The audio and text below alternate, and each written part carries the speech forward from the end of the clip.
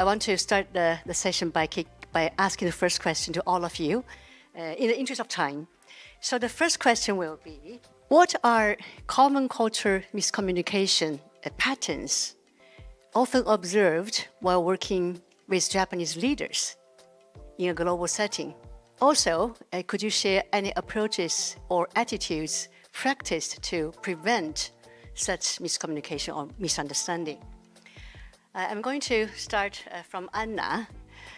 Anna is a director of Finnish Institute in Japan, and the institute is within a Finnish embassy. So I'm sure you have a lot of opportunity of working with Japanese leaders day to day. You came to Japan 6 years ago, right?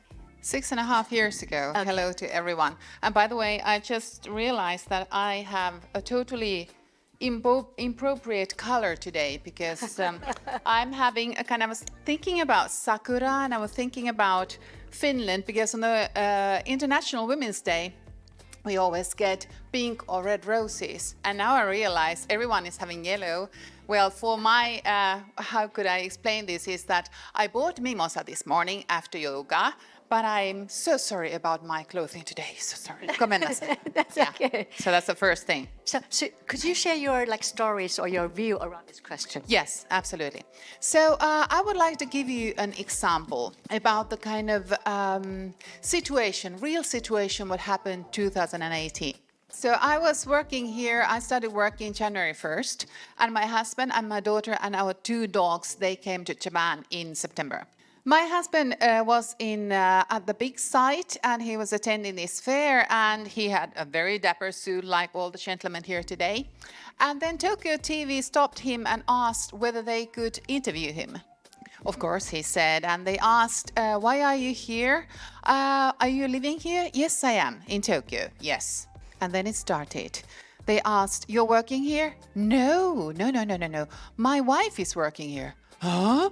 So no, you're not working, then what are you doing here? My husband, still in the dapper suit, said, well, I'm preparing all the meals. I'm going out with the 2 dogs to Arisugawa Park 3 times a day. I'm taking care of our daughter who's going to the Yokohama International so that she will be suddenly doing her homework. This was the answer. And then he was making things a bit more serious. He was saying that, well, actually, I am a domestic goddess. And the people who were interviewing him, they were this close, a heart attack, really. So this about a kind of some kind of way how to wake people up in this country. So sorry, komenasai. It's obviously that interview, I think he or she had a perception on you, right? Yes, it was actually a very young woman, maybe in her early 30s.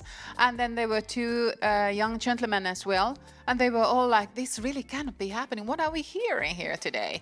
So really, that was a kind of maybe eye-opening situation for them. Thank you. So may I interpret what you experience that is when we deal with or interact with foreigners, it's very important to remove perception from your mind at the very beginning. Yes, absolutely. And another thing is that it was not only him who faced these kind of questions. The same questions were posed to me. What are you doing here? Your husband is suddenly working. No, it's me who's working. It's because of my work we are here. Okay, you have a PhD. Yes, I do, and I have a master's degree. Oh, really? And you're a director, but you certainly are not going to have any children. Yes, I am. Oh, how is it possible? Well, because I had the domestic goddess at home, my husband, really. Thank you so much. I'm going to speak this part in Japanese. 固定観念持たずに外国の方と話をする、コミュニケーションするということが大事ではないかと思いました。Thank you so much, Anna-san. You're welcome. Okay, let's go to Jonathan then. Jonathan, I think you have been working in the global, very big company for a long time, and also different continents, including I think in China for 5 years, in Japan for 8 years, and also other countries as well. Yeah. So what's your insights and view for this question? Yeah, so for the last 25 years, I've worked in America, in Europe, in China, and now in Japan for 8 years. So I've seen many examples of how people from different cultures and with different perspectives communicate in different ways. And of course, all of those ways are equally valid. The important thing is to understand how each other works and be able to communicate considering the audience. As you said, you can think about the audience that you're communicating to. One particular problem I find a lot with Japanese leaders when they're in groups with Western leaders is the Western leaders will think about a strategy or a big idea from the top down, and they will try and seek buy-in to that idea or agreement to that idea without knowing many of the details. For them, agreement to the big idea is in some way a leap of faith that it will work out and we'll get agreement and then we'll work out the details later. For my Japanese colleagues, they want to understand the detail of how the plan is going to work before they feel comfortable to commit to it. And I certainly made the mistake several times when I was first working in Japan, and I saw the fear on a colleague's face when I tried to get them to agree to something before we'd worked out all the details. And the other way around, when my Japanese colleagues might have a great idea and they try and explain it to my Western colleagues from the detail of how the plan is going to be implemented without explaining the concept. So my advice here is simple. Please understand the audience that you are communicating with and what perspective they might have. And you will get the best reception for your idea if you communicate it in the way that they understand. And often for Japanese leaders in an international environment, that means explaining the big idea from the top down. And after you got agreement to that, then explaining how you're going to implement it. And if you do that, I have to say that the Western leaders will be extremely impressed because they're not used to that level of diligence of the plan. Thank you so much, Jonathan. Yeah, 目から鱗ですよね。本当に私も思いました。Thank you so much. Lindsay, I think you have been in Japan for like probably about 20 years. Now you're running a organization with 100 people and also like with 30 nationalities and with a wide range of ages from like 20s to 70s, I think. Yeah. So what's your view on this? Thank you. Firstly, I would love to have the life of Anna's husband. I would tell him that. Thanks for the question.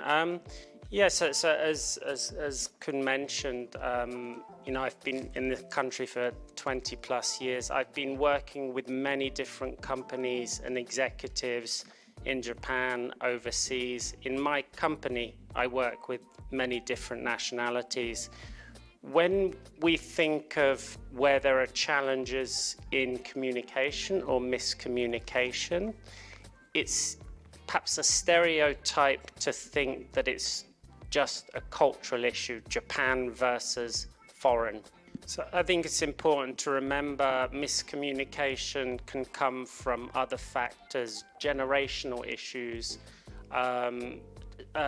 organizational kind of from every organization is very different.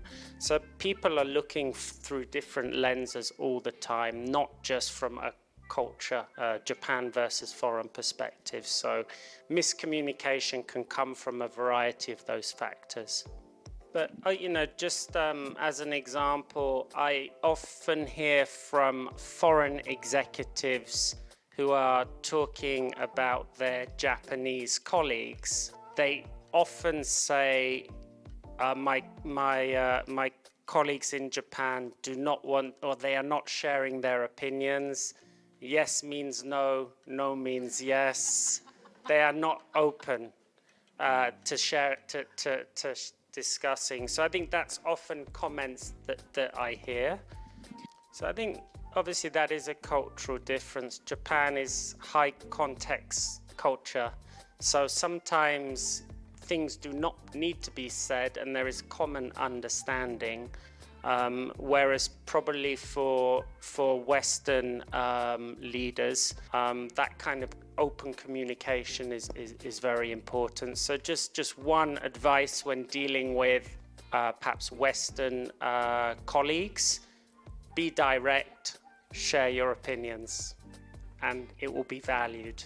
Thank you so much, Lindsay. I think that's very good advice. And also similar to what said by Hoshiba-san just now, the first session, she mentioned that she had a very good relationship with like German and also Chinese because they had a very direct communication that make things work.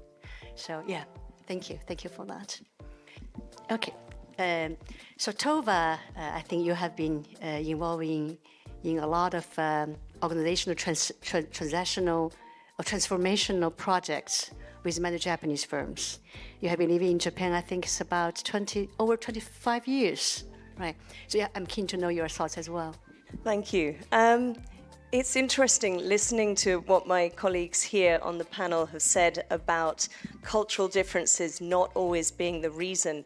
I'd like to build on that because I think not just country-to-country differences, but personality-wise, if we talk about, for example, introvert and extroverted people, that can feel very different about how comfortable it is to speak up. So as Lindsay mentioned, we often hear in the work we do with international leaders that maybe the Japanese colleagues don't speak up so much in the meetings, they don't participate so actively in the discussions. And when I heard that, for me as a more introverted person, and perhaps as a woman as well, this might be more familiar, that's quite normal for me. I'm not a think and speak at the same time person. I'm somebody who needs to listen, hear what the other people are saying, take time to process, and then speak. So on that point, one of the things we talk about when we're working with diverse people is that diversity can be very obvious things. It can be gender differences, it can be nationality differences, but it can be hidden things, 見えないこと, right? It's the stuff inside, in here and in here that can really impact. So taking time to understand people's communication preferences and look beyond the cultural differences to say, okay, what will make this situation comfortable for the person to speak up? And then maybe as the leader, I can give them an opportunity to do a bit of nemawashi and talk to me before the meeting, or maybe we'll do silent brainstorming on post-it notes or something first before sharing ideas, and that's often more comfortable for quieter people. Thank you so much. Yeah, 根回し大事ですね、日本で。はい、私もそう思います。Okay, thank you so much for the first, for answering the first question. I'd like to go to the second question. Do you have any advice or strategy for women to succeed, or for empowering women in male-dominated workplace while respecting global diversity? I would like to ask this question from two perspectives. The one is the advice to women.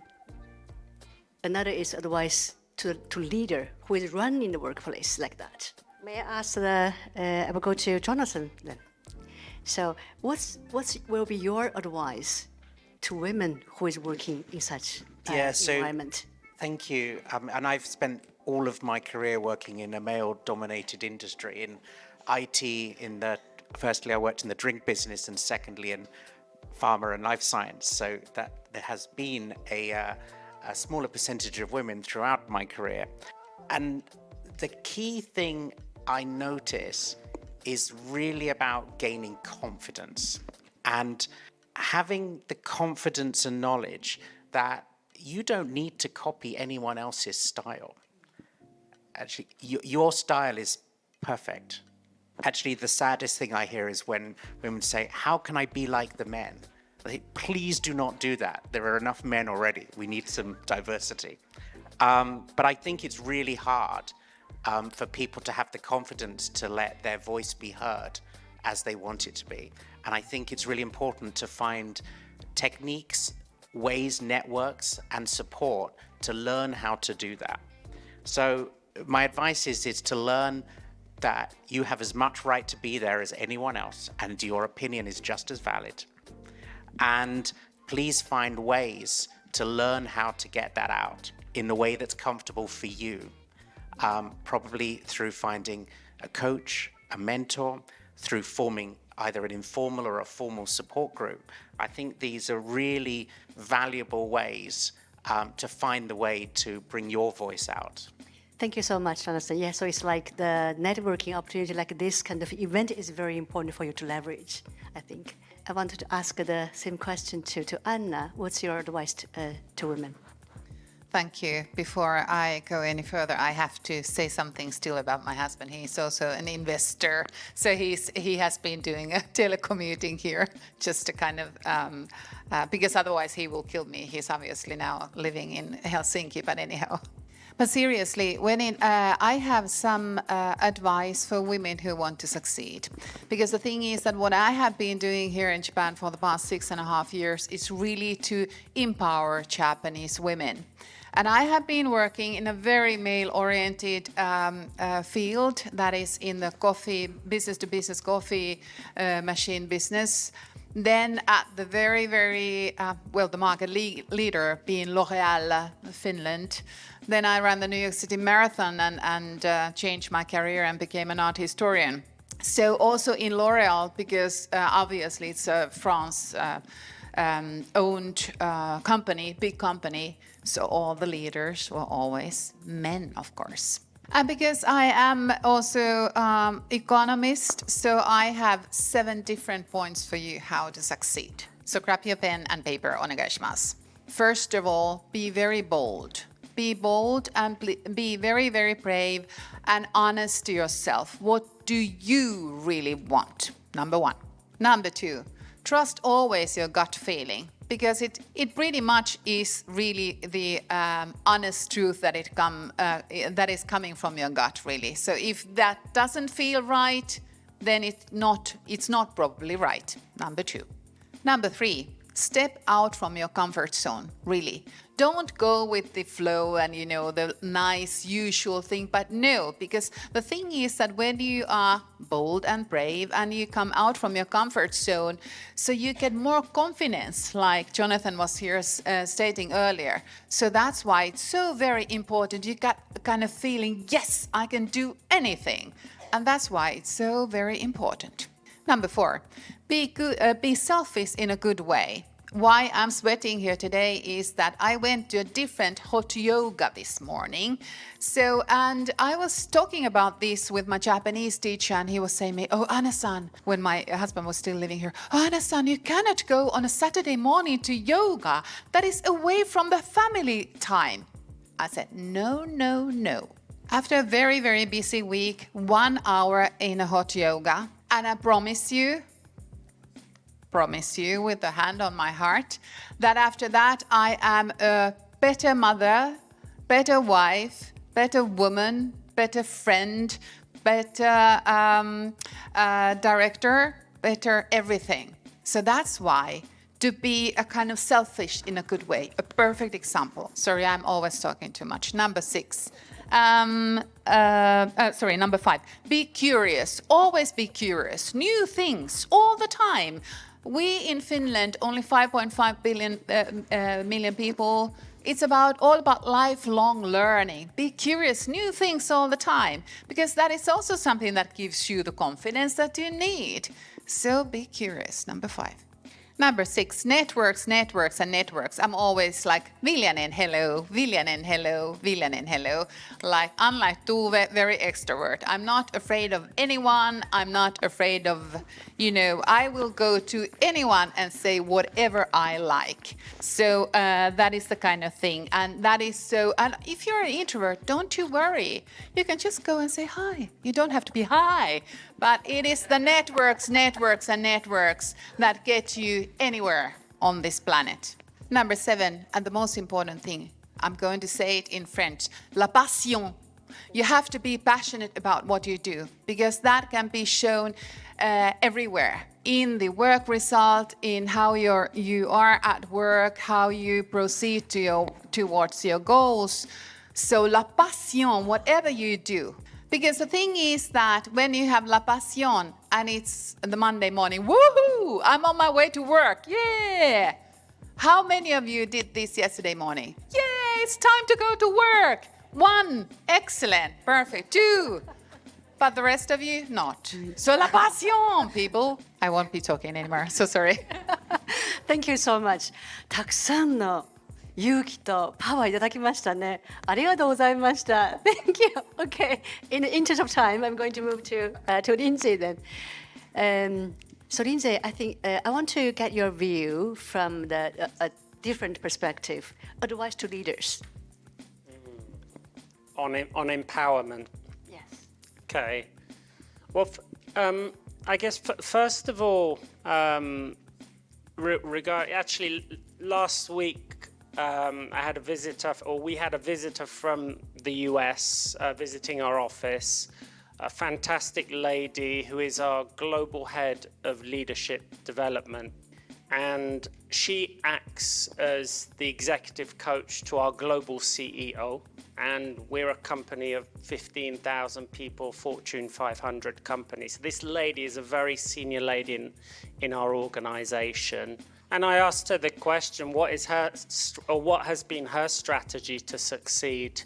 And she simply said, don't try to compete with the men, because then the motivation is coming from the wrong place. And she said, if I focus on myself and doing great things for the greater good of the organization, the rewards will come.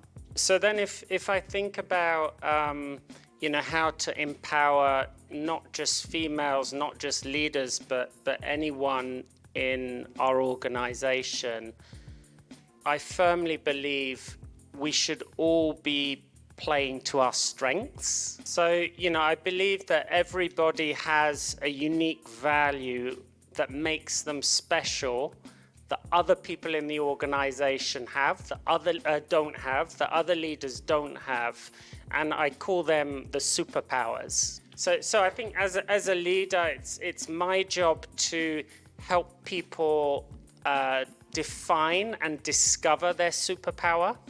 It's my job as a leader to give my employees the opportunity to use these superpowers.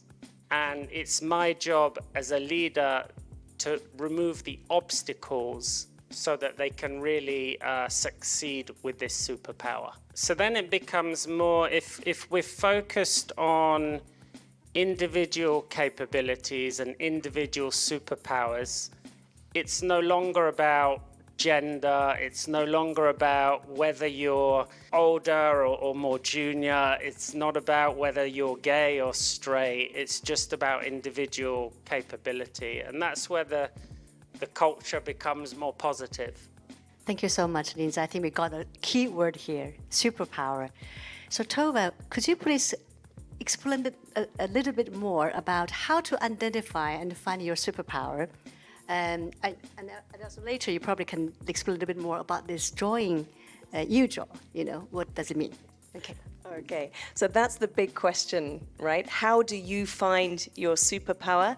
Especially if when you're looking at the other leaders around you, you don't see yourself represented there. If you don't see people who look and feel like you, it can be difficult to understand, well, how can I be there? How can I be a leader when I'm not like that? So for me, it was not easy at first to find what can I bring as a leader, as a woman, as an introvert.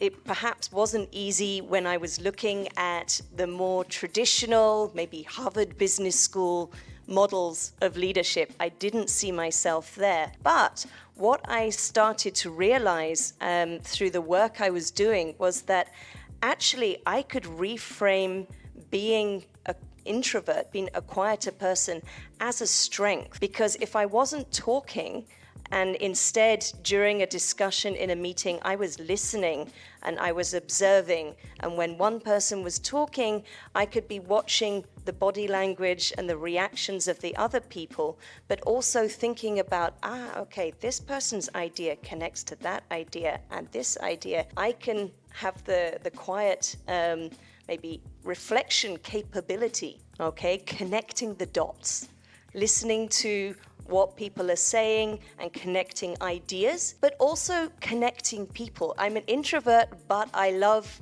being with people. I love connecting with people.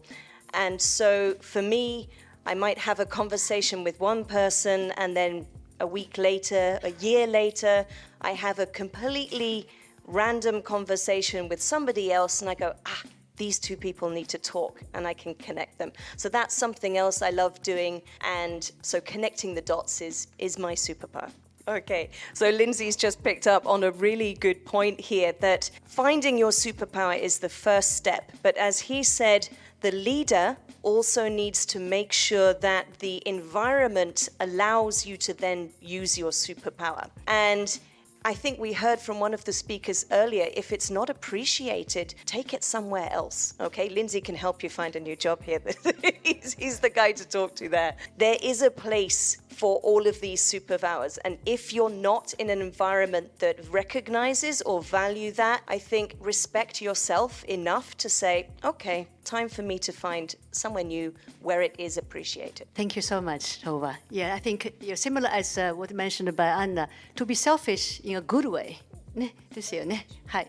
ではもう時間がね、迫ってきておりますので、最後に、let's give a big round of applause to the panelists. Thank you so much.